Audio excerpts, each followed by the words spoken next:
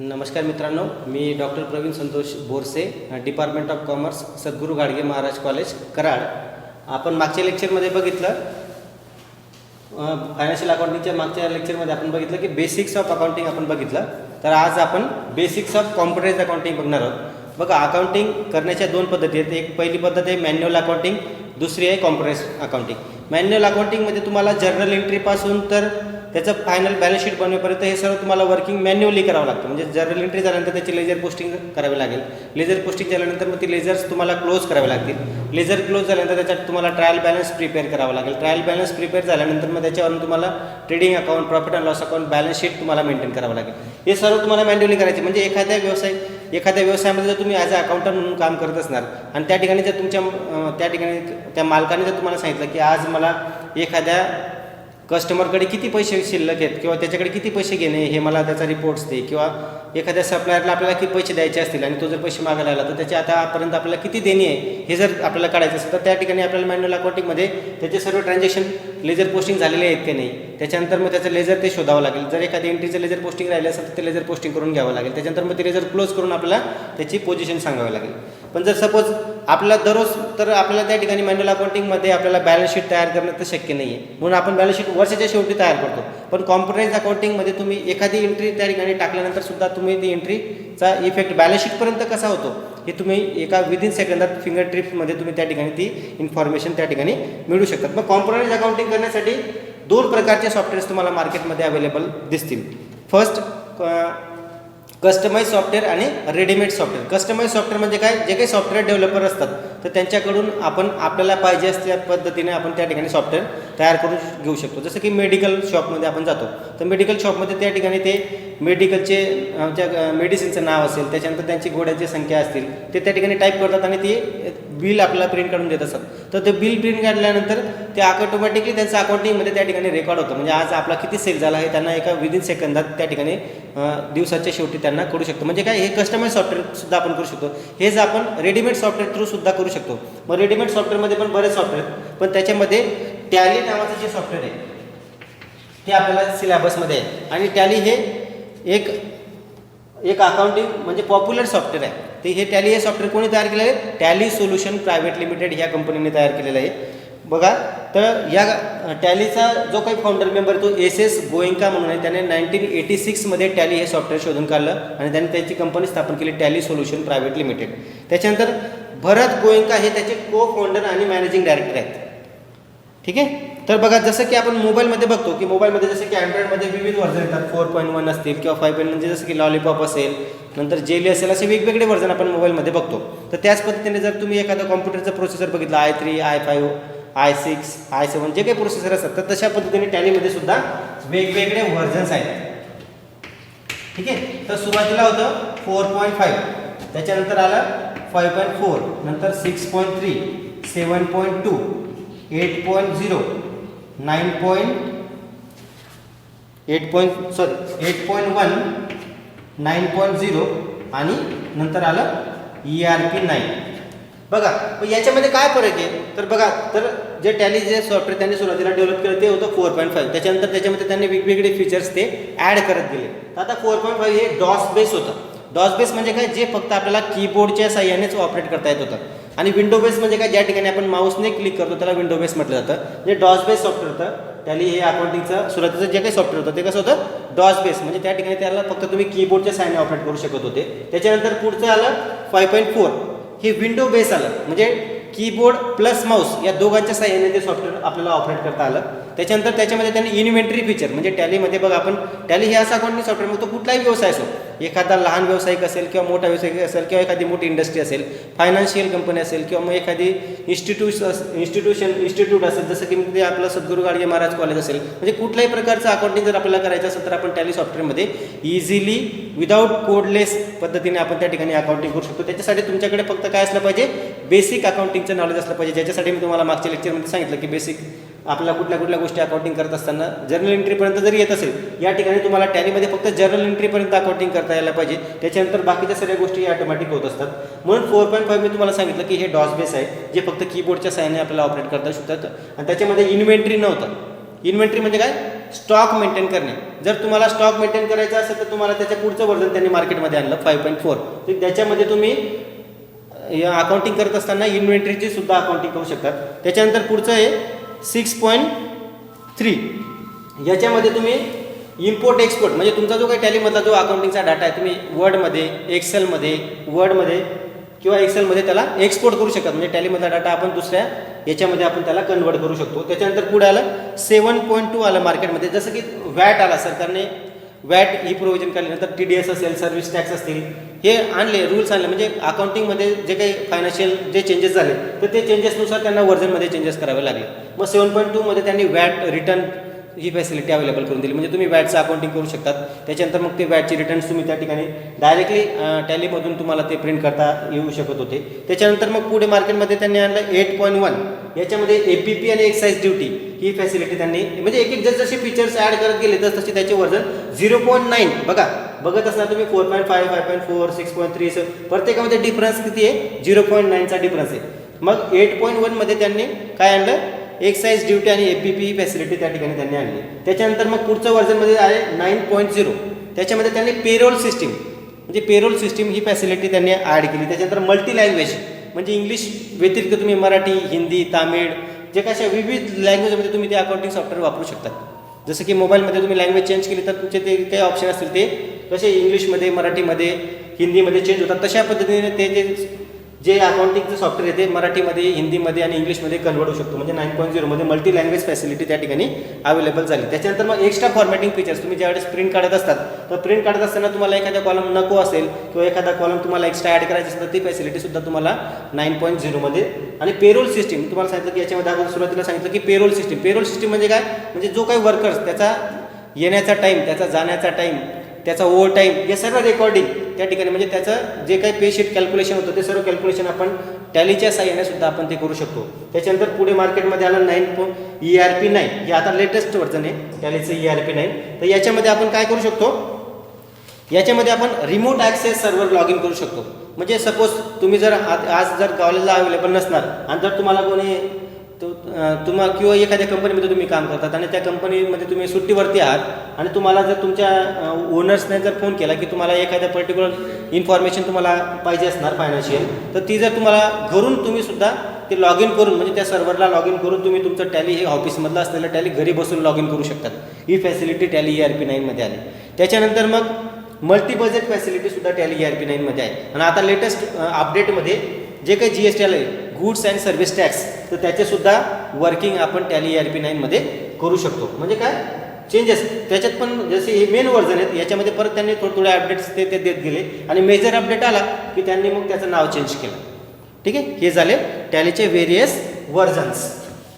आता आपण जाऊया मार्केटमध्ये. जर तुम्ही टॅली विकत घ्यायला गेलात, टॅली हे फ्री सॉफ्टवेअर नाही, टॅली हे परचेस सॉफ्टवेअर आहे. जर तुम्ही फ्री सॉफ्टवेअर जर डाउनलोड केलं तर त्याच्यामध्ये तुम्ही फक्त वर्षाची पहिली तारीख म्हणजे 1/4, त्याच्यानंतर 2/4 आणि त्याच्यानंतर 31/3 अशा फक्त 3च तारखांना तुम्ही त्याच्यामध्ये एंट्री करू शकता. म्हणजे एज्युकेशनल मोड जर तुम्ही इन्स्टॉल केला टॅलीचा कुठलाही सॉफ्टवेअरचा तर त्याच्यामध्ये फक्त तुम्हाला 3च दिवसाच्या अकाउंटिंग एंट्री करता येतील. त्याच्यापेक्षा जास्त एंट्री तुम्हाला त्या ठिकाणी करता येणार नाही. आणि जर त्याच्यामध्ये तुम्हाला पूर्ण 365 दिवस जर एंट्री फील करायची असेल म्हणजे ते ॲक्सेप्ट करायचे असेल त्याच्यासाठी तुम्हाला ते टॅलीचं वर्जन हे पेड करावं लागणार आहे.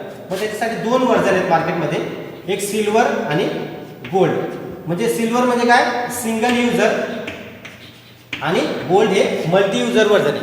म्हणजे सिंगल युजर म्हणजे एका वेळेस तुम्ही फक्त एकाच PC मध्ये इन्स्टॉल करू शकतात आणि गोल्ड युजर हे मल्टी युजर आहे, तुम्ही एकापेक्षा अनेक PC मध्ये तुम्ही एकच अकाउंटिंग सॉफ्टवेअर त्या ठिकाणी यूज करू शकतात. मग सिंगल युजरची प्राइस आहे सिल्वरची 18,000 आणि मल्टी युजरची प्राइस आहे गोल्डची 54,000 प्लस त्याच्यामध्ये 18% GST ॲड करून घ्यायचा आणि त्याची ती प्राइस मार्केटमध्ये अवेलेबल. म्हणजे तुम्हाला जर पेड वर्जन करायचं असेल एकदा परचेस केलं तर तुम्ही ते वापरू शकतात.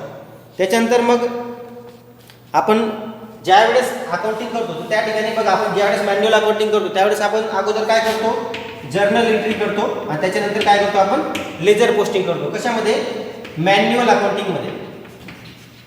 पण टॅलीमध्ये काय केलं जातं अगोदर लेजर क्रिएट केलं जातं आणि नंतर मग जर्नल एंट्री केली जाते. मग मला बघा सांग, एवढाच फरक आहे मॅन्युअल अकाउंटिंग आणि कॉम्प्युटर अकाउंटिंगमध्ये. हा एकच फरक आहे की पहिलं अगोदर आपण मॅन्युअल अकाउंटिंगमध्ये जर्नल एंट्री करतो, नंतर लेजर पोस्टिंग करतो. पण टॅलीमध्ये अगोदर लेजर पोस्टिंग नाही म्हणत मी, पण लेजर क्रिएट करून घ्यावं लागेल. म्हणजे एखादी जर जर्नल एंट्री तुम्हाला करायची असेल तर त्याच्यासाठी अगोदर तुम्हाला काय करून घ्यावं लागेल, लेजर तयार करून घ्यावं लागेल. मग जर लेजर तयार करायचं असेल तर त्याच्यासाठी ग्रुप असतात. ग्रुप त्या ठिकाणी प्री डिफाईन्ड ग्रुप आहेत. तुम्हाला कुठल्याही प्रकारचा ग्रुप त्या ठिकाणी क्रिएट करण्याची आवश्यकता नाही. फक्त तुम्हाला काय तयार करायचं आहे, त्या ठिकाणी लेजर तयार करायचे. प्री डिफाईन्ड ग्रुप्स असतात. मग ते लायबिलिटीसाठी असतील, ॲसेट्स, एक्सपेन्सेस,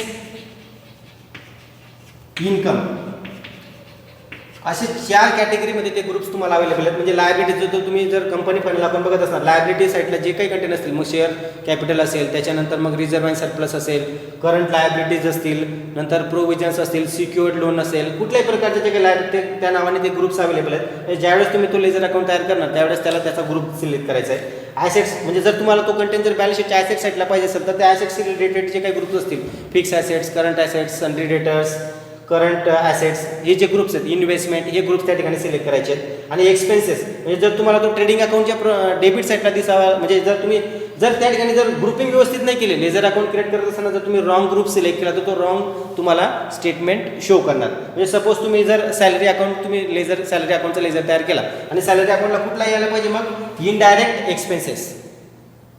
कुठला एक्सपेन्सेस सॅलरी अकाउंट हा इनडायरेक्ट एक्सपेन्सेसमध्ये मोडतो. म्हणजे एक्सपेन्सेसमध्ये परत तुम्हाला दिसतील की त्या ठिकाणी direct expenses, indirect expenses, duties and taxes, याच्यापैकी कोणता ग्रुप सिलेक्ट करायचा तुम्हाला, इनडायरेक्ट टॅक्स. इनडायरेक्ट टॅक्स जर सिलेक्ट केला तर ते तुम्हाला प्रॉफिट अँड लॉस अकाउंटच्या डेबिट साईडला दिसेल.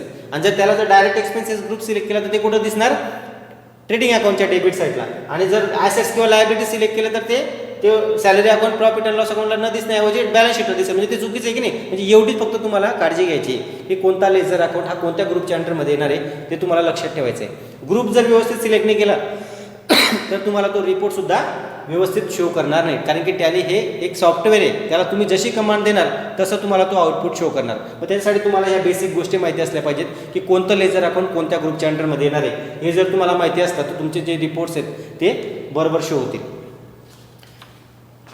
त्याच्यानंतर आता आपण जाऊया टॅलीचे बघा वाउचर्स टाईप्स. बघा जसं मी तुम्हाला सांगितलं की तुम्हाला काय करायचं आहे, मग जर लेजर क्रिएट केल्यानंतर तुम्हाला जर्नल एंट्री करायची. मग जर्नल एंट्री करण्यासाठी तुम्हाला टॅलीमध्ये वाउचर टाईप्स असतात. Types of voucher, types of vouchers. बघा पहिला आहे contra, number 2 payment, number 3 receipt, number 4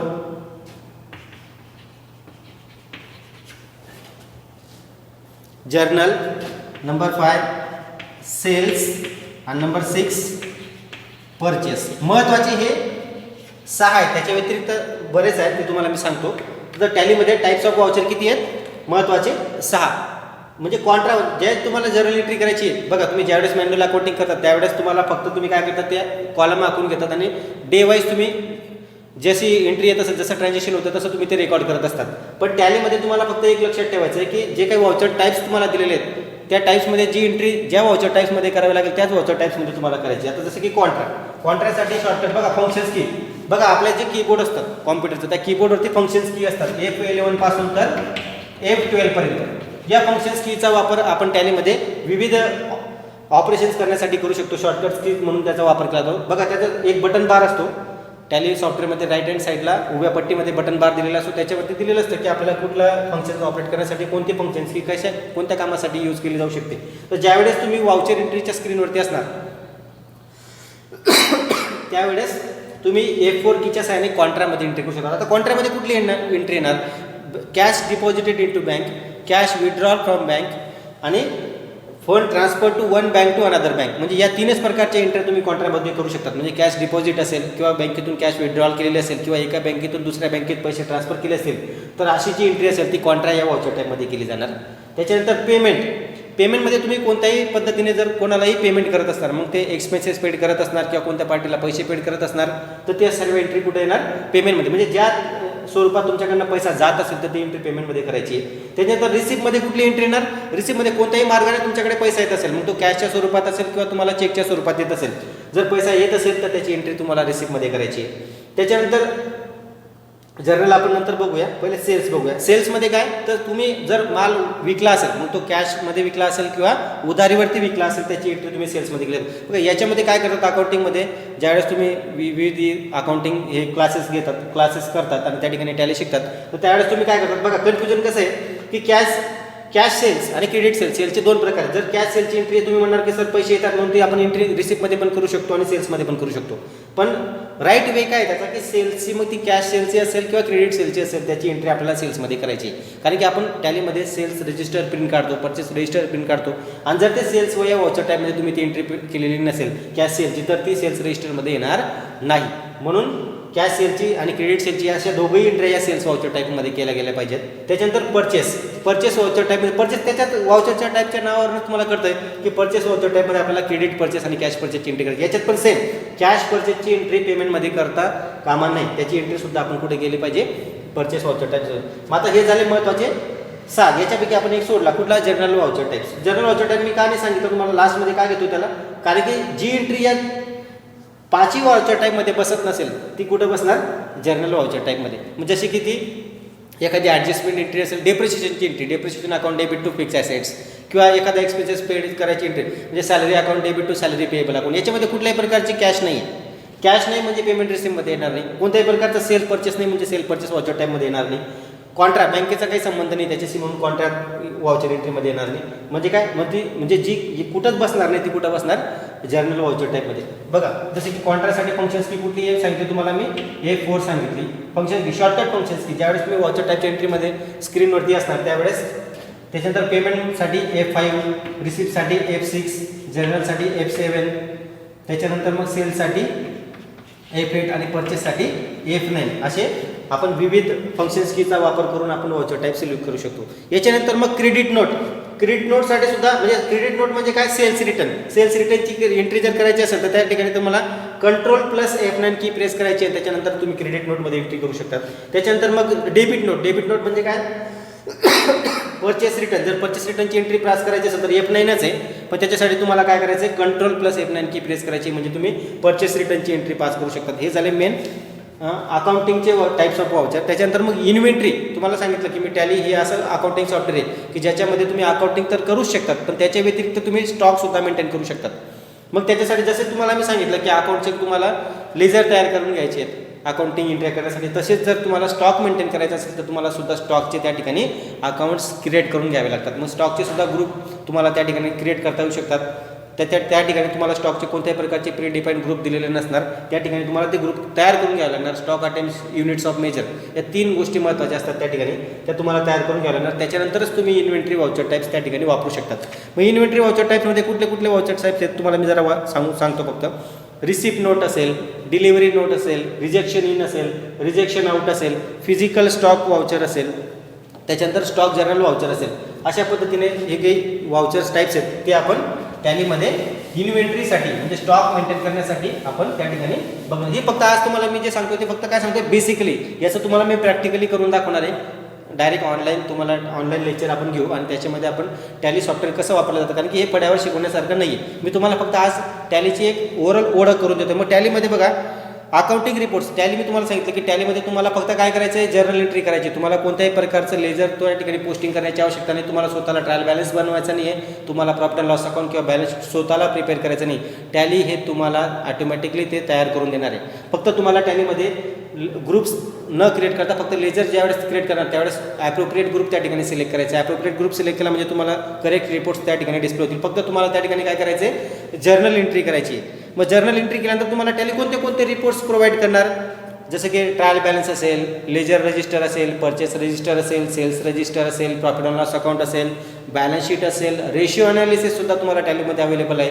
cash flow statement, fund flow statement, journal register, outstanding reports म्हणजे कोणाला किती पैसे द्यायचे बाकी आहेत, कोणत्या बिलाचे पैसे यायचे म्हणजे बिल वाईज रिपोर्टसुद्धा आपण त्या ठिकाणी मेंटेन करू शकतो. म्हणजे कोणाकडनं किती पैसे यायचे. नंतर स्टॉक समरी म्हणजे महिन्याभरामध्ये किती स्टॉक विकला गेला, किती शिल्लक आहे, किती परचेस केला, या सगळ्या गोष्टींचा रिपोर्ट्स आपल्याला टॅलीमधून प्रोव्हाइड होतो. म्हणजे तुम्ही जर तुमच्या मालकाने किंवा तुम्ही ज्याच्याकडे तुम्हाला किंवा तुम्ही स्वतः मालक असणार आणि तुम्ही जर अकाउंटिंग करत असणार आणि तुम्हाला जर एखादा रिपोर्ट पाहिजे असेल किंवा आजच्या तारखेचा बॅलन्स शीट पाहिजे असेल, आजच्या तारखेला कोणाकडे किती पैसे घ्यायचे आहेत, कोणाला किती पैसे द्यायचे आहेत, हे एका क्लिकमध्ये एका विदिन सेकंदामध्ये तुम्हाला टॅलीमधून तो रिपोर्ट्स तुम्हाला प्रोव्हाइड होऊ शकतो. त्याच्यानंतर टॅक्स रिपोर्ट, मग काही GST असेल तर GSTचं सुद्धा रिटर्नचं वर्किंग तुम्हाला त्या ठिकाणी म्हणजे गुड्स अँड सर्व्हिस टॅक्स आता जे लेटेस्ट टॅली ERP 9 जे व्हर्जन आहे त्याच्यामध्ये सुद्धा तुम्ही टॅक्सचं लेटेस्ट व्हर्जनमध्ये तुम्ही ते करू शकता. त्याच्यानंतर टॅलीमध्ये आपण बँक रिकन्सिलेशन स्टेटमेंट सुद्धा बघू शकतो. बँक रिकन्सिलेशन स्टेटमेंट तुम्ही 11वीच्या सिलेबसमध्ये शिकले असणार की बँकेचा जो काही आपला बॅलन्स असतो, बँकेच्या पासबुकामध्ये जो बॅलन्स दिसतो आणि आपल्या ज्या अकाउंटिंगमध्ये जो काही बँकेचा अकाउंटचा जो लेजरचा क्लोजिंग बॅलन्स असतो याच्यामध्ये तफावत आढळते. कारण की आपण जर 31 मार्चला जर एखाद्या कस्टमरला जर आपण चेक दिला तर त्याची एंट्री आपण आपल्या बुक्समध्ये 31 मार्चला करतो, पण ॲक्च्युली ते बँकेच्या बुक्समध्ये केव्हा येते, ज्यावेळेस तो कस्टमर तो किंवा जो सप्लायर असेल त्याला जो आपण चेक दिला आहे तो बँकेत ज्या तारखेला तो चेक बँकेत जमा करेल त्या तारखेला आपल्या बँकेच्या बॅलन्समधून कमी होईल. पण आपण एंट्री ज्या दिवशी त्या व्यक्तीला चेक दिला त्या दिवशी करतो किंवा ज्या व्यक्तीकडनं आपल्याला चेक मिळत असेल ज्या दिवशी आपल्याला तो चेक मिळाला त्याची एंट्री आपण त्याच तारखेला करणार. पण आपण बँकेत जर 2 दिवसानंतर सबमिट केला तर आपल्याला बँकेच्या त्या दिवसाच्या पर्टिक्युलर त्या डेला आपल्या बँकेच्या बुकास आणि आपल्या अकाउंटच्या बुक्समध्ये तफावत आढळते. ही तफावत दूर करण्यासाठी बँक रिकन्सिलेशन स्टेटमेंट तयार केलं जातं. ते आपण टॅलीमध्ये सुद्धा ते बँक रिकन्सिलेशन स्टेटमेंट, कारण की हे कधी लागतं आपल्याला, ज्यावेळेस आपण ऑडिटला जातो तर त्यावेळेस आपल्याला ते ऑडिटरला द्यावं लागतं की तुमच्या बुक्समध्ये बँकेचा जो बॅलन्स दिसतो आणि तुमच्या पासबुकात त्याच्यामध्ये जो तफावत आहे त्याचं तुम्हाला एक्सप्लेनेशन द्यावं लागतं. ते एक्सप्लेनेशन म्हणजेच काय, बँक रिकन्सिलेशन स्टेटमेंट. हे आपण टॅलीच्या सहाय्याने सुद्धा वापरू शकतो. आता आज आपण हे टॅलीचं थोडीशी आपण तोंडओळख करून घेतली. आपण नेक्स्ट लेक्चरला टॅली प्रॅक्टिकली कसं वापरतात ते आपण बघूया. थँक्यू.